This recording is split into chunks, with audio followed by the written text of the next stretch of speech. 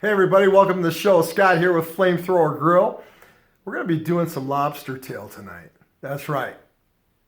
You know, I had a job back in the day where I used to go out to Maine all the time, and I indulged quite often. Yeah, but it's been a decade or more since I had lobster tails, and I'm craving them. So we're going to do them a little different. We're not going to do the live Maine lobster and boil them and all that, where you have to be specifically on time or it's not any good. No, we're going to go ahead and do tails on the Barbie. That's right, charcoal. And that's what we're going to be doing. Got a friend helping us out. Check this out. You're going to love it.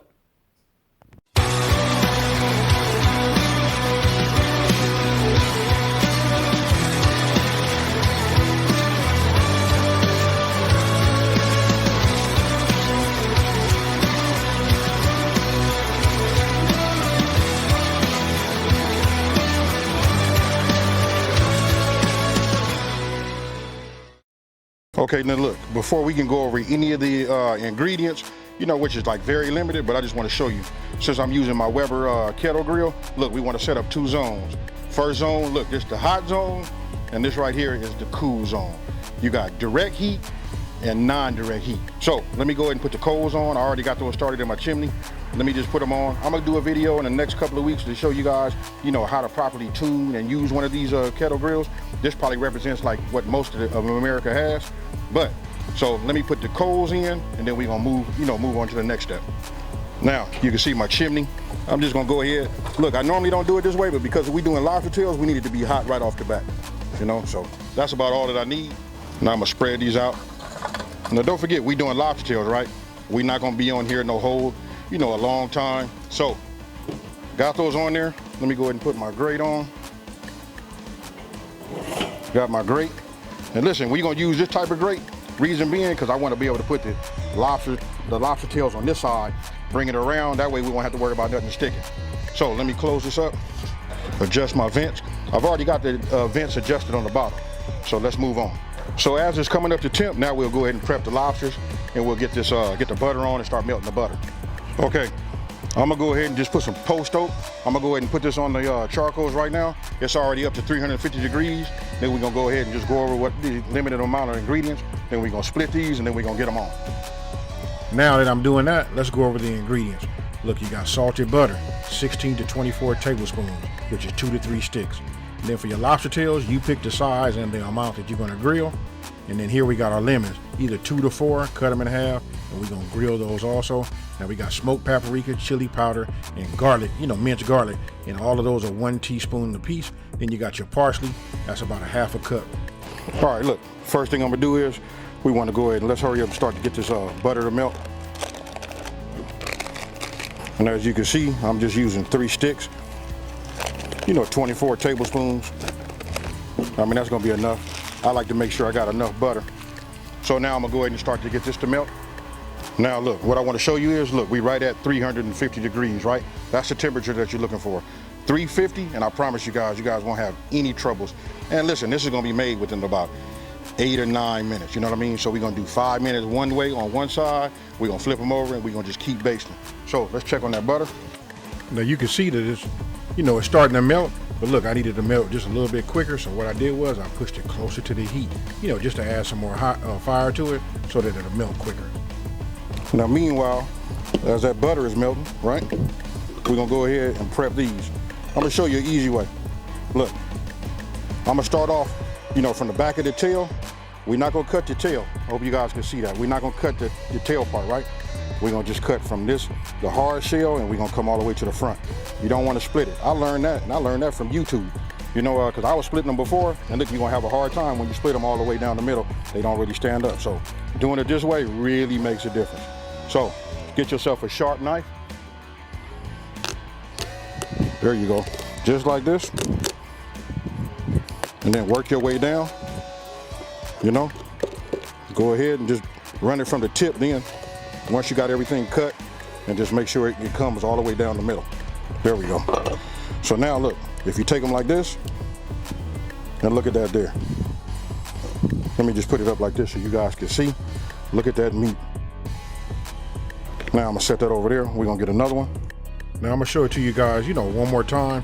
Look, just super easy and easy to follow.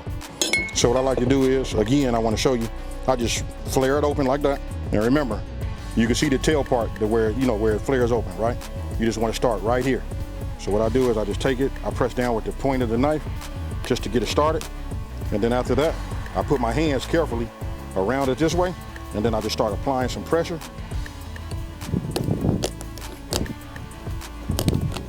And we just work our way down.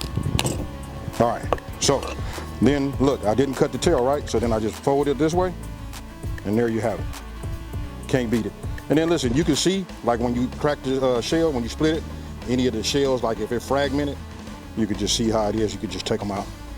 But this right here, that's that good flesh. Now, everything is smoking good. Let me bring you back around so you can see. Okay, now that we got those split open, what I like to do is just add a little fresh black pepper. I know you guys can see this coming together already. You know what I mean? Then we're gonna add our salt. This is kosher salt.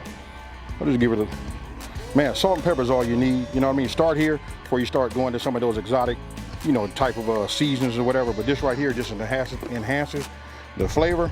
And now we got that. Now we finna put these on the grill. We finna make these happen. Okay, look, we back up to 350. Everything is adjusted just fine. Open that. What we're gonna do is we're gonna pull these over here. Just give it a, man, that right there is nice. That's some nice butter. Hey, I should make some clarified butter from this. All right. Now that you have your, your butter completely melted, then you go ahead and add your garlic and the rest of your dry ingredients, and then you want to get it all blended and, mixed very well. And now, listen, when it comes to the parsley, it's up to you how much parsley you put in there. Listen, you can dump it all in there. I like to just save maybe a little bit for the end. Maybe I want to do a little bit of garnish, for the presentation. But listen, it's up to you. We started with a half a cup. So now, now it's time to go ahead and put on our lobster tail. Once we put our lobster tails on the grill, look, get yourself a brush, and now you want to start putting that butter on there. I'm gonna tell you, the butter does two things. It protects that meat and it adds that flavor. That's a two for y'all. Hey, listen, it's gonna be important because listen, I put my lobster tails and I start off with almost like a sear. So we want to start off with, with the flesh side down. And I have a spin grate, which maybe everybody's not gonna have nothing like that. You know what I mean? So I start off on the cold side. If you don't have a spin grate, go ahead and just make sure you spray your grate so that your meat won't stick to it. So I turn it around and I put it over the direct heat. Remember that, you guys. Remember that zone? That's the direct heat. Look, then I separated it so it's just not completely on the fire. And then we want to just let that go for about 4 minutes. Now it's been about 4 minutes. We'll go ahead and give them a check.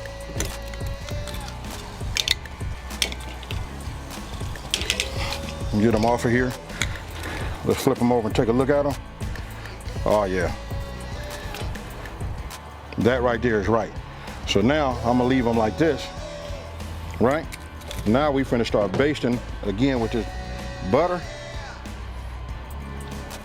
We're gonna put this top back down. And we probably gonna baste twice. If you guys can see that color, once they start turning that white, you know what I mean? Hey, they on their way. Right now, they're not quite done. But no worries. We just want to baste it just like this. You can't put enough butter on it. Now, once we baste it for that last time, you remember we had those lemons? Go ahead, cut them in half, and then you want to put that over the direct heat. Because listen, we're going to grill it. And I want you guys to let me know down in the comment section below, have you ever even had, grilled lemons? I just want to say, listen, if you have, you already know. But those of you guys that haven't, I can just tell you, listen, the sweet taste that you get from that, it just raises it up. It loses some of that bitterness. And, it's like a different type of sweet. Look at that right there. You can just see that nice little char, and it's going to be heated up. Hey, you know what? My mouth is getting watery as I'm watching it and doing this voiceover. Hey, that right there is it.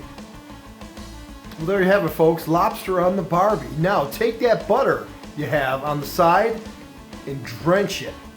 Go ahead, the rest of that butter you have extra, put it all over the lobster and then dig in. And as you grab bites of that lobster, take that lemon and just squeeze it on top of yeah, it's amazing. Give it a try. Hope you like it.